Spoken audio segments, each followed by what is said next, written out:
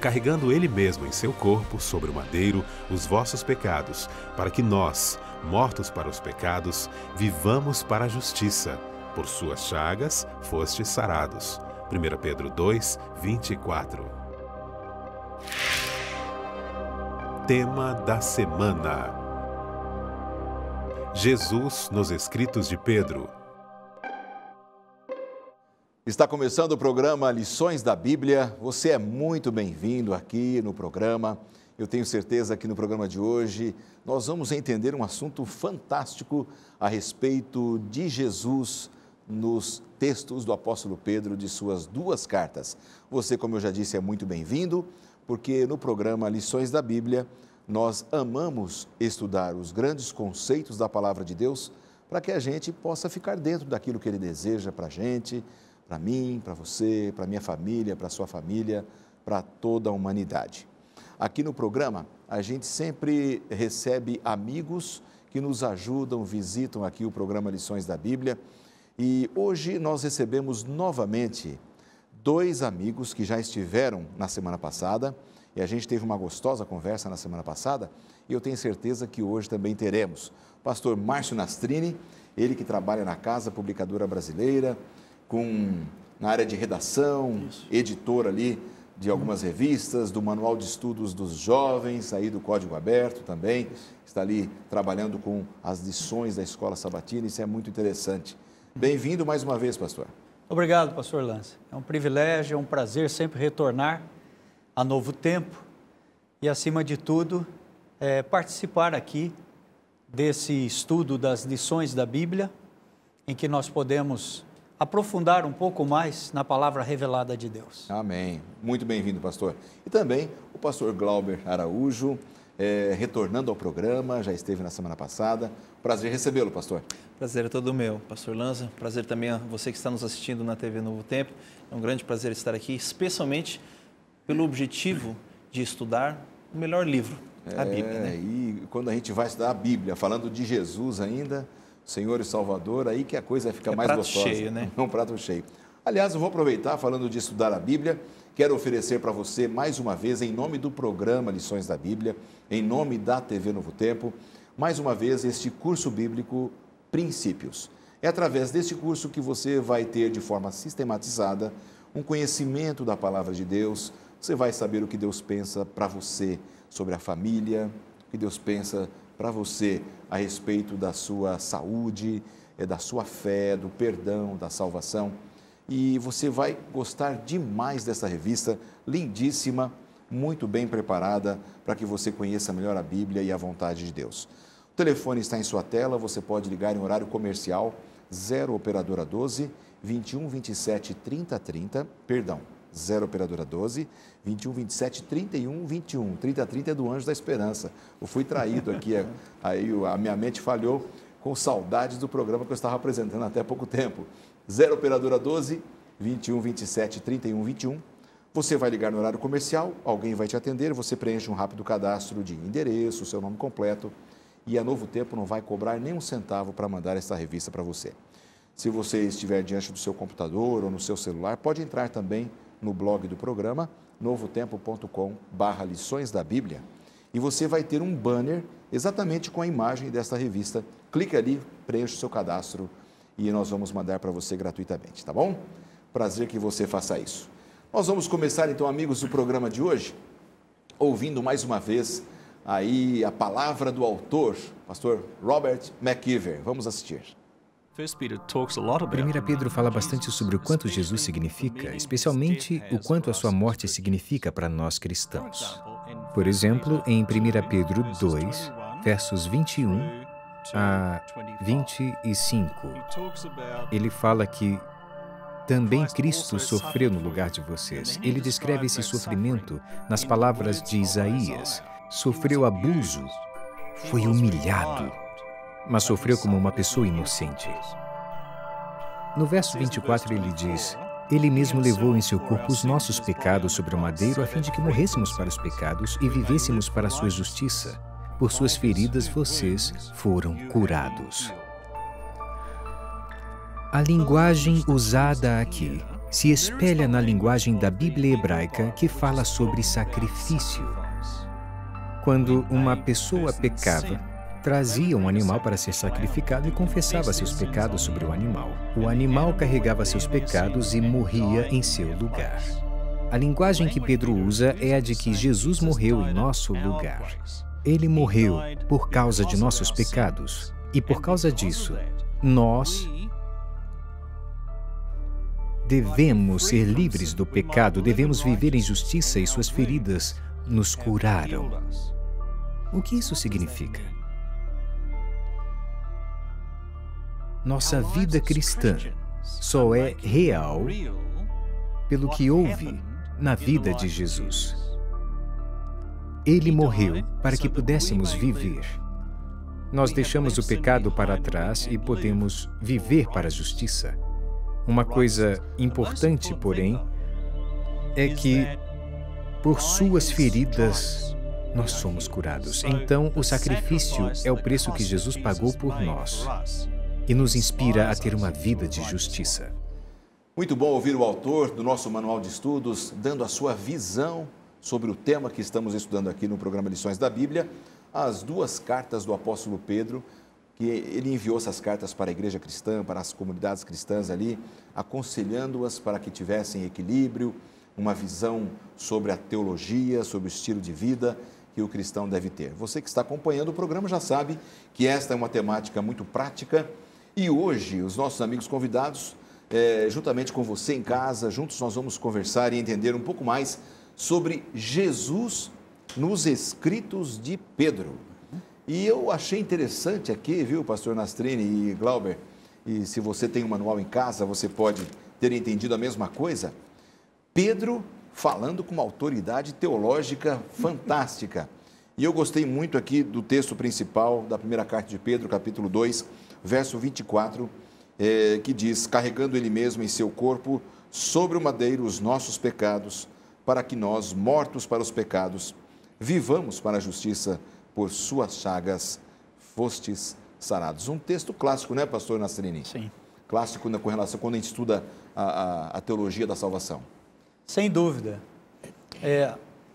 Nós percebemos no estudo do guia dessa semana algo incrível e surpreendente, como uma pessoa semi-alfabetizada, pescador rude, simples como era Pedro, se não fosse por revelação divina, eu creio que realmente ele não conseguiria trazer esse conteúdo teológico à moda paulina, vamos dizer.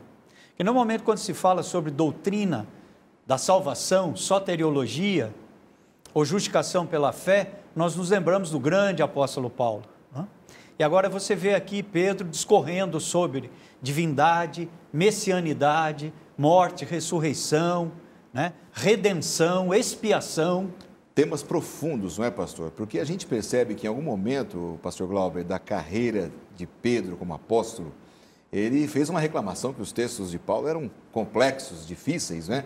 E agora a gente percebe o próprio apóstolo Pedro navegando nessas águas profundas, temas importantes teológicos que eram importantes para a igreja da época, ele precisou tocar nesses pontos, não é? Com certeza, em muitos momentos ele até se assemelha um pouco com Paulo a usar essas imagens, esse linguajar do Antigo Testamento. Agora, o que eu acho muito interessante é que você vê aqui uma continuidade do interesse de Pedro na pessoa de Jesus Cristo. Quando ele era discípulo, quando ele andava junto com Jesus, você vê Pedro sempre ao lado de Jesus, atento, ouvindo, ajudando, participando, competindo pela atenção do Mestre. E nas cartas, nas epístolas dele, você vê o mesmo interesse, o mesmo apreço, o mesmo amor, não só pela pessoa, mas pela obra de Jesus em favor do pecador. E aí o apóstolo Pedro, pastor Nastrini, ele nos faz então pensar de uma maneira um pouco mais profunda na questão de Jesus como nosso sacrifício. Às vezes a gente lê tantos livros, revistas cristãs, assistimos a algum vídeo cristão e às vezes a gente se esquece desta maravilha de Jesus sendo o nosso sacrifício. A gente faz aquele romance do Senhor Jesus, mas se esquece que Ele pagou um preço Altíssimo com a sua vida, Ele foi o nosso sacrifício. Foi lindo poder perceber como Pedro fez esse resgate e a aplicação teológica que a gente tem em cima disso. Na realidade, Pedro leva em consideração, por isso que eu disse anteriormente, se não fosse por uma revelação divina, pelo Espírito Santo, seria difícil ele esboçar e, acima de tudo, trazer esse tema de uma maneira maravilhosa como ele trouxe. Ele traz à tona palavras como redenção e expiação, ao falar do sacrifício de Jesus Cristo. Por quê? Porque a tônica dos primeiros apóstolos, como o pastor Glauber colocou, era provar para o mundo que eles estavam evangelizando que aquele que havia vindo era o Messias prometido do Antigo Testamento.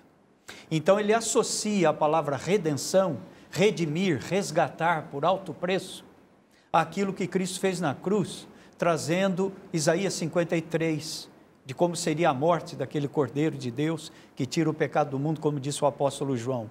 Ele também toca no assunto da expiação, que quer dizer apagar, cobrir, que seria o perdão.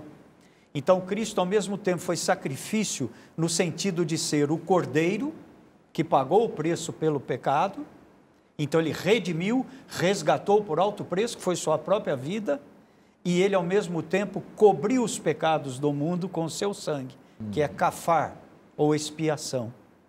Então, ao tocar nesse tema e mostrar o sacrifício de Jesus, ele estava provando para o mundo a ser evangelizado, judeus e gentios, que aquele era sim o Messias que havia sido prometido, aquele que morrera, que ressuscitara e que havia sido agora e que estava e que foi assunto ao céu, havia ascendido ao céu. Ou seja, ele fez uma comparação mostrando que o sacrifício de Jesus ali, dos animais lá do Velho Testamento, tinha essa semelhança, esta linha que apontava para Cristo, né? Com certeza, isso não foi uma invenção só de Paulo. Muitos teólogos hoje em dia gostam de afirmar que as diferentes teorias de expiação, de purificação que existem, são invenção da mente de Paulo. E você percebe que se Pedro está falando sobre a mesma coisa, há um tema na Bíblia que percorre desde o Antigo Testamento, pelos sacrifícios, pelo ritual do santuário, que vai apontando para o Messias como aquele que cumpriria todo esse ritual, todo esse simbolismo.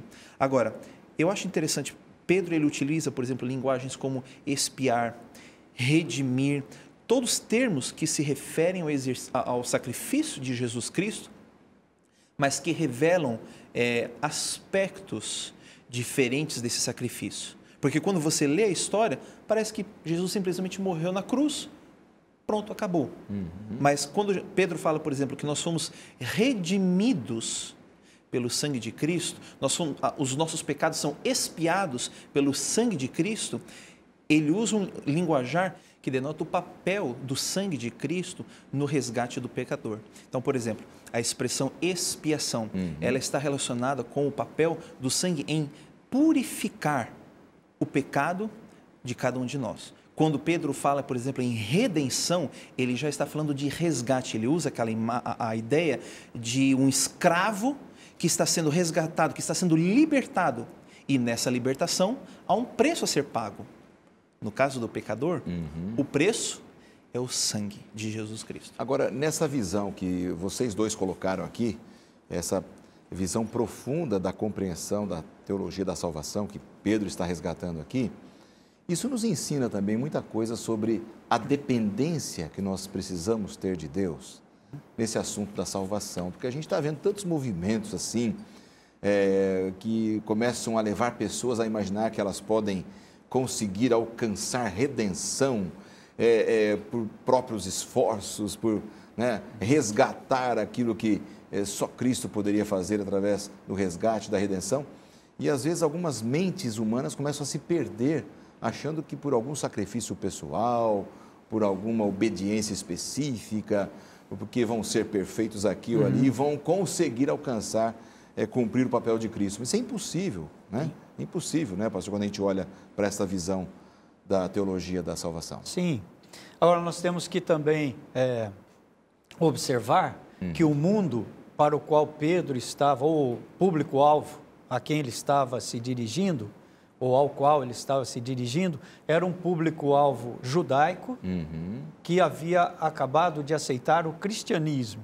Então, eles ainda estavam arraigados àquela ideia de salvação pelas obras, pelo cerimonialismo, como o pastor Glauber colocou.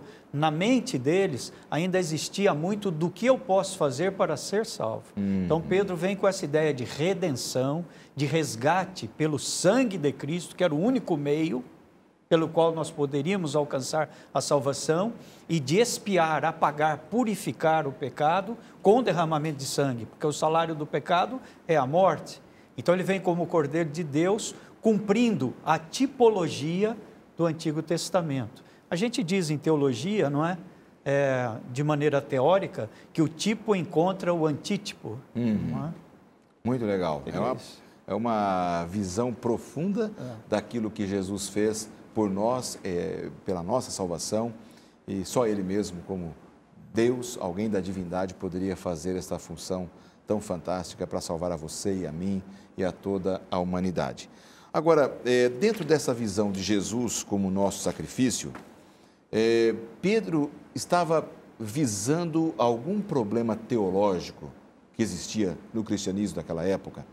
O que vocês poderiam comentar sobre isso? Para a gente, por exemplo, preocupação com heresias com relação à teologia da salvação. Onde é que Pedro estava querendo colocar o dedo ao tocar esse assunto da teologia da salvação, pastor Glauber? Um dos problemas que a gente aparentemente percebe pela forma como ele escreve é essa tendência constante da igreja cristã, ali nos primeiros séculos, de voltar ao hábito, ao costume, à tendência de querer obter algum grau de salvação por meio dos diferentes rituais, dos diferentes sacrifícios, das festas e assim por diante. Paulo enfrentou esse problema também com os Gálatas. Os rituais estavam tão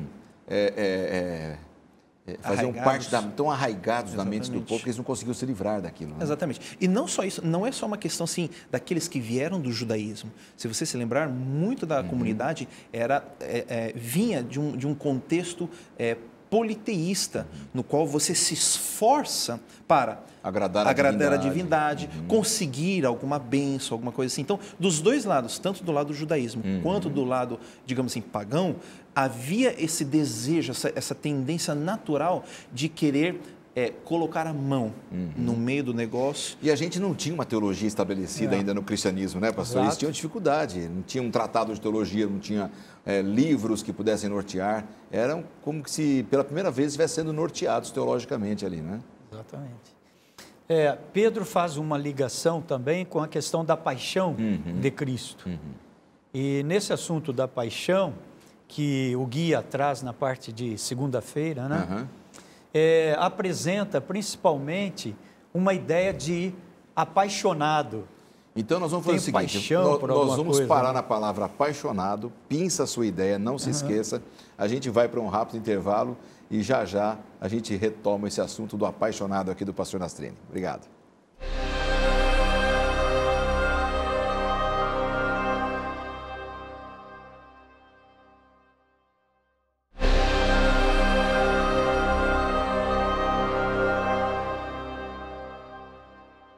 De volta com o programa de hoje, o segundo bloco, aqui com os pastores Márcio Nastrini e Glauber Araújo, da Casa Publicadora Brasileira, amigos que dedicam a vida e o ministério ali.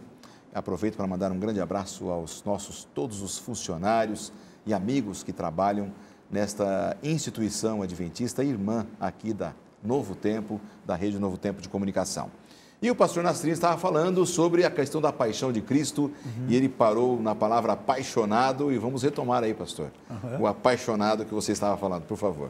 Então, a conotação popular de paixão de Cristo é no sentido do apaixonar-se, né? Ou no sentido de ter compaixão. Mas a paixão de Cristo aqui é no sentido de sofrimento. E Pedro resgata na primeira e na segunda carta, falando às pessoas sobre a redenção em Cristo Jesus, a salvação em Cristo, o assunto de Isaías 53. do cordeiro que seria morto, levado ao matadouro, não abria sua boca, pelas suas pisaduras seríamos sarados e tal. Agora, o ponto é do sofrimento e da morte, ou da paixão de Cristo, sob sofrimento intenso, por que Cristo teve que morrer? Esse é o ponto. Bom, então a gente vai fazer o seguinte, Pastor Glauber, por que Cristo teve que morrer? Completa a imagem que ele estava formando para a gente aqui. Veja só, a gente consegue compreender um pouquinho essa questão justamente pelo ritual do santuário no Antigo Testamento.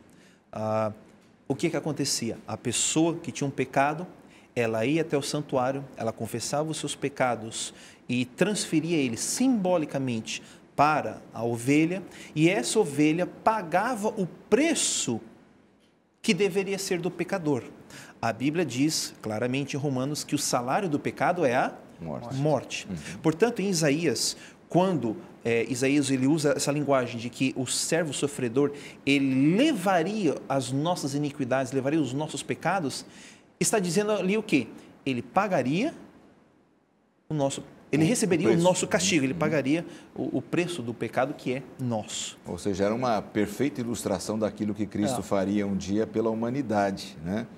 E por que será que Pedro queria resgatar essa imagem de novo? Será que os membros da comunidade cristã, da igreja cristã primitiva, eles tinham perdido essa visão, essa imagem? Qual seria o objetivo de Pedro ao fazer esse resgate aqui, pastor? Eu creio que, em primeiro lugar, era provar que aquele Jesus Cristo que havia morrido era o Messias prometido. Então, ele resgata o assunto de como seria a morte desse Messias, do porquê ele teria que morrer. Como disse o pastor Glauber, seria uma morte substitutiva em lugar do pecador e valeria por todos os tempos e por todos os pecadores. E, acima de tudo, ele estava resgatando de que a salvação era somente pelo Messias, pelo sangue derramado por aquele que veio para morrer em nosso lugar, e não por obras, ou por cerimônias, por rituais, ou por cumprimento da lei. Talvez até para combater alguma heresia que estivesse nascendo por ali. Né? Agora, tem um outro ponto importante. Eu fiz a pergunta, não é? E o pastor jogou para o Glauber, não é? Por que Cristo teve que morrer? Respondeu muito bem. Agora, a pergunta é, por que o salário do pecado é a morte? Por que o salário do pecado é a morte? Porque em Gênesis capítulo 2, lá na criação, logo após Adão e Eva serem colocados no paraíso, Deus disse, vocês podem comer de todas as árvores do jardim. Gênesis capítulo 2. Mas o dia que vocês comerem da árvore da ciência, do bem e do mal, certamente morrerão. Então, o salário do pecado é a morte, porque foi dito por Deus. Se eles comessem desobedecendo a Deus, eles pagariam com a vida, eles morreriam. Por isso o salário do pecado é a morte. Perfeito. Eu gostaria de acrescentar essa ideia, a seguinte noção. Às vezes, pode talvez surgir na mente do telespectador de que pode ser um castigo muito assim, da cabeça de Deus. Olha, eu vou estabelecer um castigo. Vamos ver. A morte. Poderia ser qualquer outro castigo, mas Deus escolheu a morte. A gente percebe que não é uma questão assim, um dogmatismo por parte de Deus, uma escolha aleatória. A partir do momento que um ser criado por Deus opta se desligar de Deus, se desligar da vontade de Deus e seguir o seu próprio rumo, ele opta se tornar, digamos assim, autônomo, tanto com relação às suas atividades, seus pensamentos, seus sentimentos, quanto à sua própria existência. Ou seja, a existência ela é condicionada à permanência junto a Deus. Se eu quero seguir o meu próprio rumo, se eu quero desobedecer a Deus, se eu quero fazer o que eu bem entender, as consequências naturais, quais são? O desligamento completo com Deus. E a partir do momento que eu me desligo de Deus, que é a fonte da vida, o que acontece? Eu morro. Então, há um momento na vida do pecador em que esse desligamento acontecerá. Há um momento na vida da história do grande conflito entre o bem e o mal, Sim. em que esse desligamento ele acontecerá. Sim. E esse momento é a morte do pecador. Então, não é só uma escolha aleatória de Deus, mas é uma consequência natural de qualquer criatura, seja ser humano quanto os anjos também, que querem se desligar de Deus e seguir o seu próprio caminho. Agora, pastor Nastrini, dentro dessa visão profunda, né? Porque a gente vê muita profundidade na teologia da salvação, que não é uma invenção humana, não é uma invenção da religiosidade, da religião, é algo revelado na palavra. Pedro sabia que a igreja cristã era muito nova, muitos novos conversos, pessoas estavam entrando tinham aceitado a Jesus recentemente, e pessoas do mundo gentílico, muitos judeus também não compreendiam. Será que ele precisava colocar esse ponto exato até para virar uma definição teológica da salvação e do que Cristo tinha feito por eles? Olha, quando o apóstolo Pedro, sob revelação e inspiração do Espírito Santo, traz o assunto da salvação, da justificação pela fé, ele tenta mostrar para as pessoas que aquele Messias, o Salvador, morreu uma morte substitutiva. Só que havia uma outra dificuldade aí, pastor. Cristo veio e Ele é Deus, Ele é divino, Ele reveste-se da humanidade e vem morrer em lugar do pecador. Mas Ele não cometeu pecado, como diz a primeira carta de Pedro, capítulo 2, e o guia traz muito bem isso. Ele morre em lugar do pecador sem ter cometido pecado. Como pode agora um ser divino, que é eterno, imortal, morrer? Então, quem morreu na cruz? Foi o Cristo divino ou foi o Cristo humano? Pois é. Essa é a pergunta que Pedro estava respondendo. Quer dizer, como alguém que não era pecador, não tinha inclinação para o pecado, nunca sentiu o que é pecado, seria o substituto de todos os pecadores. E se ele era eterno, como poderia morrer? Então a teologia responde da seguinte maneira: quem morreu na cruz foi o Cristo encarnado. O Cristo divino disse: Pai, em tuas mãos entrego o meu espírito. E ele assumiu o lugar do pecador, como se fosse a segunda morte, a morte eterna. Por isso o sofrimento, a paixão foi tão intensa, tão cruel. Ele sentiu totalmente alienado de Deus, como vai sentir o pecador na segunda ressurreição, que será a condenação eterna. O Cristo encarnado morre ali em nosso lugar, mesmo sem ter cometido atos pecaminosos, sem ter inclinação para o pecado, sentindo todos os pecados dos pecadores de todas as épocas. E ao Cristo encarnado morrer, ele morre em meu lugar como se fosse a morte eterna. Essa foi a angústia que Pedro estava tentando passar, para que as pessoas compreendessem que aquele era o Messias verdadeiro, nenhum outro poderia morrer daquela forma. Só quem fizesse parte da divindade. Da divindade. Não haveria essa possibilidade. Agora, se a morte de Cristo, se esse assunto se encerrasse só na questão da morte e não houvesse aquilo que nós chamamos de ressurreição, seria vã até a nossa fé. Porque o nosso Deus seria morto, o sacrifício de Jesus seria um sacrifício humano. Foi o que Paulo disse: se Cristo não ressuscitou, vã é a nossa fé. Tem sentido. E aí vem toda essa compreensão da importância da ressurreição para o cristão, né, Glauber? Sim. Lembre-se que o público-alvo de Pedro eram cristãos que estavam passando por perseguição, o império estava aplacando a igreja, estava perseguindo as pessoas, não só em uma cidade, em várias cidades, tanto que essa epístola, ela não é destinada a uma pessoa, a uma igreja específica, ela é destinada a uma comunidade, a um grupo de igrejas, todas elas passando por martírio, por perseguição. E aí você entende que nesse contexto, Paulo apresenta um Cristo que também sofreu, que também passou por perseguição, que também, que sente, que entende o que eles estão passando. E aí vem a pergunta: por que nós estamos passando por tudo isso? Em primeiro lugar, porque Cristo também passou. Ele entende o que vocês estão passando, ele entende o sentimento que vocês estão tendo.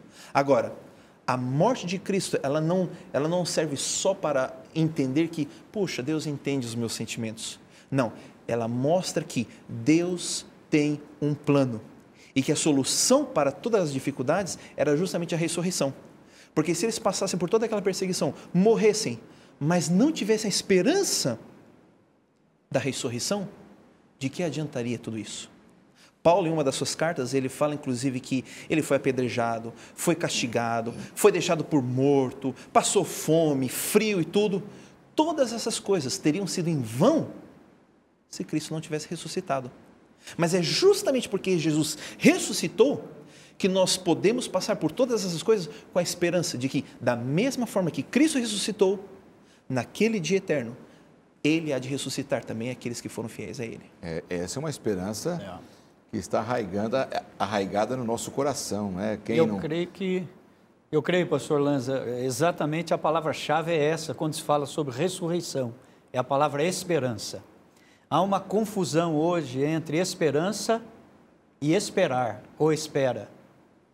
Quem espera, espera o ônibus, espera o horário de entrar no trabalho ou de sair dele, espera pela esposa ou filho que vai chegar. Esse vem do verbo esperar. Esperança é um sentimento de algo que está por vir, que vai mudar a coisa anterior. Isso é esperança. Esperança e esperar é diferente. Até alguns comentam que a esperança vem aí do verbo esperançar, né? E não do esperar. Exatamente. Então, importante esse eu detalhe. tenho esperança porque se Cristo ressuscitou, vã não é a minha fé. Não é? Há milhões e milhões de pessoas nesse mundo de bilhões de habitantes que acham que tudo que existe além daqui é o nada. Não é? Eles vivem sem esperança. Eles estão esperando sempre alguma coisa, a melhora disto ou daquilo, mas eles não têm a esperança de um Cristo que ressuscitou e pode lhes dar vida, se eles estiverem mortos em Cristo quando Ele voltar. Quem não tem essa esperança em Cristo, ele tem que esperar a esperança o quê? No mundo da política, no mundo social. De melhorar a economia, soluções humanas. Disso, aquilo. Né? Apenas soluções humanas, né? E às vezes a gente, como cristão, a gente começa a ser levado por essas filosofias humanas, achando que, não, quem vai resolver aqui é ser humano, é a sociedade, a própria sociedade vai gerir as suas soluções. Quem estuda a palavra de Deus está vendo que não é bem assim a situação da humanidade, né? A minha esperança é sempre esperar algo factível, concreto. Mas a esperança daquele que crê num Cristo ressurreto, que voltará para dar vida, mesmo àqueles que estejam mortos e creram nele, é uma esperança de um anseio, daí vem a palavra esperança, ansiedade, anseio por algo que vai mudar o estado anterior. Então, quando Cristo volta, Ele muda todo o estado da velha história deste mundo, né? Eu visitei um cemitério nos Estados Unidos, na cidade de Battle Creek, onde tem um túmulo lá de um cidadão que não quer ver a volta de Jesus. Ele morreu dizendo que não cria, mas ele deixou uma ordem para ser enterrado a 7 metros de profundidade, com pedras, uma laje grossa, e falou assim, tudo que vocês puderem, porque eu não vou ver Jesus. Então ele estava mostrando que cria, né? Porque se ele não cresce, me enterra em qualquer lugar, né? Verdade. Não, quando ele mandou jogar pedra, 7 metros de profundidade, ele estava dizendo o seguinte, não, ele vai voltar assim, essa é a esperança verdadeira, que eu não creio, eu não quero vê-lo. É o conceito humano, né? Exatamente. Aquela sensação humana que a pessoa passa para a visão da teologia e da fé. Isso volta àquilo que eu disse. Você poderia pensar, puxa, mas a volta de Jesus Cristo, a ressurreição, o que tem de melhor do que isso? Entendeu? Jesus, a ressurreição dele não significa apenas a minha ressurreição corporal, mas aponta para, de certa forma, a ressurreição da natureza toda. Ele vai criar um novo céu, uma nova terra. Quem que não quer isso? E, por incrível que pareça, existem sim pessoas que preferem se afastar de Deus, estar longe de Deus, morrer e sofrer a consequência do pecado, naturalmente, do que estar na presença de Deus e poder desfrutar de todas essas coisas. Então, eu volto àquilo que eu falei. A morte não é uma decisão dogmática de Deus. Você me obedeceu? Eu vou ser bonzinho para você, eu vou dar vida eterna. Você me desobedeceu? Eu não gostei de você? Você recebe o castigo. Não, é uma consequência natural da escolha do ser humano. Você opta, você prefere morrer, estar longe de Deus, do que viver ao lado dele. Uma coisa muito interessante sobre esperança e certeza. Né? Por exemplo, suponhamos que nada disso exista. Não existe Deus, Jesus, isso tudo é mito. não é algo que se pode comprovar. A Bíblia foi escrita por homens, como milhares dizem, e insinuam de nós cristãos. Se eu passei a vida toda crendo nisso, e isso não existir, o que eu perdi? Nada. Eu fui um melhor pai, um melhor cidadão, eu fui um homem honesto, íntegro, tive a minha família em disciplina, certo? Paguei meus impostos, porque a Bíblia ensina tudo isso. Se nada disso existir, de esperança no novo mundo, depois desse, ou este melhorado e restaurado, valeu a pena. Mas se tudo isso existir, e eu não criei em nada disso durante a minha vida, que diferença fará? Muita. Perdeu tudo. Perdi tudo, perdi a vida eterna. Então, eu prefiro o risco ao lado da esperança do que a certeza ao lado de um mundo sem sentido, do universo frio que não me dá um futuro de esperança. Legal, muito bom. É isso aí.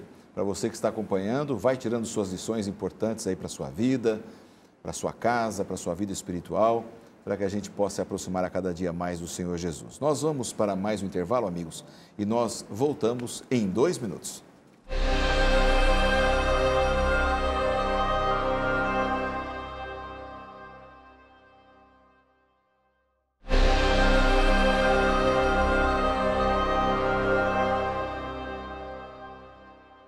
E chegamos à última parte do programa Lições da Bíblia dessa semana, conversando aqui com os pastores Márcio Nastrini e Glauber Araújo, amigos da Casa Publicadora Brasileira, sobre um tema profundo, Jesus, os escritos do apóstolo Pedro. Ele partiu para um lado bastante profundo da teologia da salvação e nós já estamos conversando sobre isso já há 2 blocos e neste último momento a gente quer compreender, para a gente fechar o tema de hoje, um pouco sobre Jesus como Messias e Jesus, o Messias divino. Bom, é um tema pesado, denso, é teologia. Mas como é que a gente pode entender aqui Jesus como Messias, pastor Glauber? Veja, a palavra Messias, em português, ela é uma transliteração de Machia, em hebraico, que significa ungir ou ungido. Nós encontramos vários personagens na Bíblia que foram ungidos, mas ungidos para uma missão, por um propósito. Por exemplo, Davi, ele foi ungido para fazer o quê? Para ser o rei. Você tem várias pessoas que são ungidas para cumprir uma missão, cumprir um propósito. Então, desde o começo, o Messias, ele existia na concepção judaica para justamente cumprir uma missão especial, a maior missão que Deus poderia dar a um ser humano, que é resgatar não apenas o povo de Israel, mas o ser humano das garras do pecado. Legal. Interessante, né, pastor, essa visão aí do Messias com base na palavra original, para a gente poder entender um pouco mais sobre Jesus como sendo este Messias. A sua visão também sobre esse assunto, Jesus como Messias. Eu creio que quando Pedro começou com Jesus Cristo, o ministério, 30 e poucos anos atrás, antes dele escrever suas 2 epístolas, ele não tinha uma compreensão clara do que era a messianidade, nem o Messias que viria. Ele só foi capaz de entender isso plenamente quando estava já idoso, experiente, tinha as marcas do apostolado em sua vida ministerial, e daí ele escreveu sobre a messianidade daquele Jesus que veio, daquele Salvador. Mas no início ele não entendia plenamente. E o público que ele destinou suas epístolas não entendia também. Tanto é que hoje, mesmo para nós cristãos, a palavra Jesus Cristo é um percentual mínimo dentro do cristianismo que sabe o significado pleno, a essência. Por exemplo, ele disse que, o pastor Glauber mencionou que Messias vem de Machia, no hebraico significa ungido, não é? Para aquilo, separado para aquilo. Mas a palavra Jesus é uma palavra contrata de 2 palavras no hebraico, Yahvé Oshua, que dá Yehoshua, que seria em português Josué, que é o nome Jesus no Antigo Testamento. Yahvé Oshua, Oshua é salvação, Yahvé Senhor, ou Deus. Então o que é Jesus Cristo? O Criador do cristianismo, o Salvador do mundo, é o ungido de Deus para a salvação. Esse é o significado do nome Jesus Cristo, o ungido de Deus para a salvação. Então, quando Pedro escreve sobre a messianidade de Cristo, ele agora entende plenamente e leva o público a entender também. Por quê? Porque eles esperavam, vamos ver, um Messias que viesse da casa de Davi. Agora, Jesus veio, da tribo de Judá, mas que fosse um Messias libertador da escravidão romana e um Messias revolucionário. Jesus foi um Messias reacionário e não revolucionário. São coisas bem diferentes, né? Ele foi reacionário, mas criou um novo conceito, não é? Estabeleceu a religiosidade que o céu desejava para a terra, mas ele não foi um revolucionário. Então, ele não foi um revolucionário para mandar pegar em armas, combater e sair livre do Império Romano sob batalha, guerras, etc. Então, era muito difícil para Pedro passar a ideia da messianidade de Cristo, se agora esse Pedro, com experiência e tudo, com vivência pela revelação do Espírito Santo, não colocasse esses pontos profundos da messianidade. E a impressão que a gente tem, quando a gente estuda a história ali do povo judeu e tal, é que eles também não tinham esta compreensão plena do que seria o Messias, né? Porque, como você disse, eles queriam alguém revolucionário, uma pessoa que pudesse libertar do jugo romano, os aspectos políticos envolvidos. Mostra que eles também não estavam entendendo, como muitos hoje talvez não entendam. Na época também muitos não entendiam, né, pastor Glauber? E é fácil de entender isso. Quando você lê o que o Antigo Testamento fala sobre o Messias, você percebe que não há apenas um texto que fala, olha, o Messias vai ser assim, assim, vai fazer isso. Você tem textos diferentes, em livros diferentes, por autores diferentes, que apresentam cada um um lado desse Messias. Cada autor representando, explicando o que aconteceria com o Messias, o que ele faria, por onde ele iria, onde ele nasceria, de qual tribo ele nasceria, mas está tudo espalhado pelo Antigo Testamento. Agora, é claro, isso acontece até nos dias de hoje. Eu leio, eu entendo, eu vejo aquilo que eu quero ver. Muitas pessoas leem a Bíblia, acham algo interessante e trazem para a vida delas. Então, se eu sou uma pessoa que estou passando por sofrimento, eu não quero um Messias sofredor, eu quero um Messias libertador. Então, esses textos chamam a minha atenção. Em contrapartida, aquela pessoa que, por exemplo, está sendo oprimida por um exército, por um poder romano, alguma coisa assim, não quer um Messias pacificador.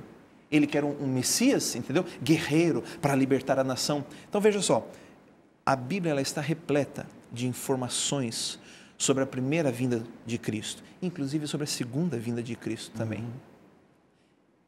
E da mesma forma que os antepassados liam a Bíblia e entendiam apenas aquilo que lhes chamava a atenção, eu faço a pergunta, será que nós não corremos o risco também de, com relação à segunda vinda de Jesus Cristo, apenas ler aquilo que nos chama a atenção e procurar retratar a volta de Jesus, a segunda vinda do Messias, de acordo com aquilo que eu desejo? Aí vem um ponto realmente delicado, porque a gente começa a perceber muitas pessoas hoje falando assim, olhando para a religião, para a fé, para a Bíblia, com o olhar da prosperidade, com o olhar daquilo que vai me trazer benefício. É bem tenso esse problema e basta você ligar a televisão para ver alguma coisa nesse sentido. Vocês têm acompanhado isso? Como é que você vê essa situação, pastor? É interessante. Outro dia, passando canais, parei em determinado canal de uma denominação e o líder maior dessa denominação estava pregando. E exatamente foi naquele período em que nós estávamos distribuindo os livros sobre esperança. Nosso lema é o canal da esperança, claro. Os livros são sobre esperança, é o novo céu e a nova terra, a segunda vinda de Cristo. E ele então, não sei se para deferir algum comentário contra aquilo, dos livros que estavam distribuindo sobre esperança e tal, ele disse, há muitas denominações por aí que falam de esperança no além, com a segunda vinda de Cristo, com o novo céu e a nova terra, mas eu quero dizer a você que venha para a minha denominação, porque aqui nós vamos oferecer esperança hoje, esperança agora para você. É como se fosse uma religiosidade à la fast food, né? Exato. Rápido, eu estou esperando um retorno, eu quero retorno para a minha vida pessoal. Quero tudo novo hoje. Tudo novo hoje agora. Agora. Riquezas. O Jesus da Bíblia, ele se torna comerciável. Qual é o tipo de Jesus que você quer? Você quer o Jesus amável? Nós temos uma religião para você. Você quer aquele Jesus legislador, com leis e regras? Há uma religião para isso também. Qual é o Jesus que você quer? Você quer o Jesus curandeiro? Não se preocupe, há um Jesus para isso aí. Quer o Jesus paz e amor? milagroso. Também tem. Exatamente. Ou seja, nós não estamos preocupados em ter a visão completa do que a Bíblia apresenta sobre o Messias, sobre esse Jesus. Nós estamos preocupados em receber aquilo que nos interessa. Agora, para a gente começar a partir para o encerramento do programa, pastor Nastrini, também a visão do Messias divino. Temos aqui a visão do Messias, como nós já estamos conversando, e essa visão do Messias divino.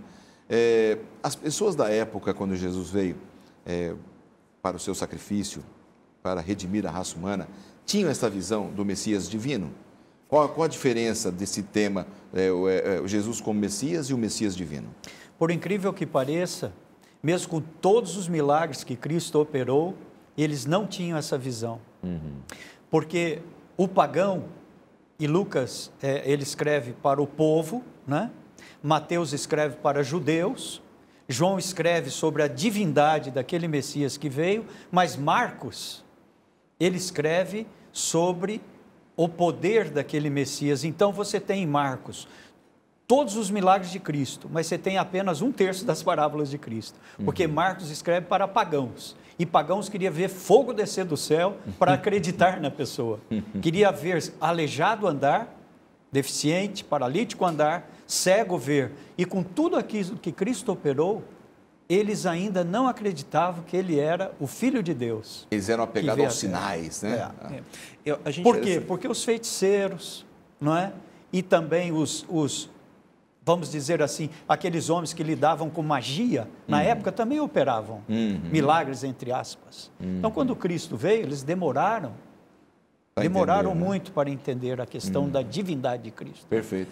A gente precisa tomar cuidado também para não cair no erro de achar que a divindade de Cristo foi um ensino que só apareceu no cristianismo décadas depois, séculos depois. Pelos relatos, pelas palavras, por exemplo, que são utilizadas. Quando Tomé confessa diante de Cristo, né? Meu mestre, meu Senhor, a palavra Senhor é uma expressão que nitidamente aponta para a divindade de Jesus.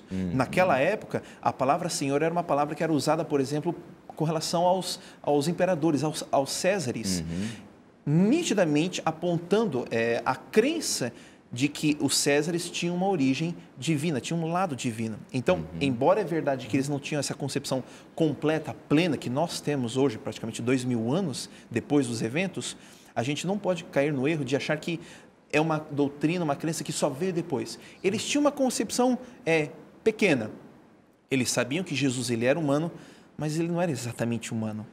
Havia uma eternidade nele, havia algo extremamente diferente que tornava Jesus totalmente diferente de nós. Não sabia exatamente o que era. A ideia ela foi se desenvolvendo, mas logo no princípio, quando Pedro, por exemplo, ele está ali costurando as redes enquanto Jesus está pregando e ele realiza o milagre da pesca, naquele momento Pedro se afasta de Jesus e fala, olha, se afaste de mim porque eu sou pecador. Ele entende que o ser que está ali com ele é diferente. Ele não entende completamente a natureza, mas ele sabe que ele não é completamente igual a ele. Perfeito. Nessa questão da divindade, por exemplo, e da pesca, quando ele diz afasta-te, que eu sou um homem pecador, ele também poderia ver um homem ali que estava muito cheio do Espírito de Deus, como o Antigo Testamento colocava as pessoas quando estavam santificadas para alguma coisa em especial, para alguma obra em especial. Então, agora a divindade, você vê que João toca mais profundamente na divindade, porque haviam agnósticos e pessoas ali que já estavam como dissidentes, sem entender a messianidade e a divindade. Então ele diz, no princípio era o verbo estava com Deus e o verbo era Deus. Ele coloca a plenitude da divindade de Cristo. E Pedro, aqui no capítulo 1, verso 3 da sua primeira carta, ele diz assim, 1 Pedro 1,3: Bendito Deus e Pai de nosso Senhor Jesus Cristo, que segundo a sua muita misericórdia nos regenerou para uma viva esperança, mediante a ressurreição de Jesus Cristo dentre os mortos, para uma herança incorruptível. Então, ele mostra aqui a divindade de Cristo, relacionando com São João capítulo 1, não é? Versículo 1, que no princípio ele estava com Deus, então mostra a eternidade e a divindade de Cristo. Agora, os apóstolos que andaram com ele, Tomé era um incrédulo, mesmo no fim dos 3 anos e meio, né? Agora, é muito interessante essa questão de Pedro e da pesca. Veja só quanto a divindade de Cristo, Cristo mostrando que era divino, que era o Filho de Deus na terra, e Pedro ainda meio titubeante. Você veja lá, no início, Pedro está ali como pescador, ele diz, lança a rede, e veio uma pesca miraculosa. No fim, quando ele negou a Cristo, para onde ele volta? Para a pesca. E o que Cristo faz? Manda lançar a rede de novo. Ele diz, já trabalhei a noite inteira, não sabia quem estava falando com ele. Não reconheceu. Lança a rede, estou pedindo. Ele lança a rede e vem a rede cheia de peixe. Então, a divindade de Cristo operou em Pedro as bênçãos do fracasso. E ele disse, é o Senhor que está lá. Ele reconheceu. Aí sim ele soube da divindade. Exatamente. Então, eu vejo na história de Pedro as bênçãos do fracasso. Maravilha. Pastor Glauber, muitíssimo obrigado pela sua participação no programa de hoje. Deus abençoe o seu trabalho lá na Casa Publicadora Brasileira. Obrigado. E sempre bem-vindo por aqui. Pastor Márcio Nastrini também, Deus abençoe. Muito obrigado, Obrigado pela sua participação aqui no programa. O privilégio foi nosso. Tema profundo, denso, importante, para nortear aí o que nós cremos sobre a salvação, um pouco sobre Jesus nos escritos de Pedro, como a gente viu, e a profundidade desse tema, que deve ser a nossa vida de estudos, não só neste mundo, mas pela eternidade também estaremos estudando o plano da redenção e a natureza do Senhor Jesus. Muito obrigado. Deus abençoe a você que está em casa, que realmente você se sinta sempre abençoado pelos estudos que temos aqui. E a gente se vê no próximo programa Lições da Bíblia, se Deus quiser. Um abraço.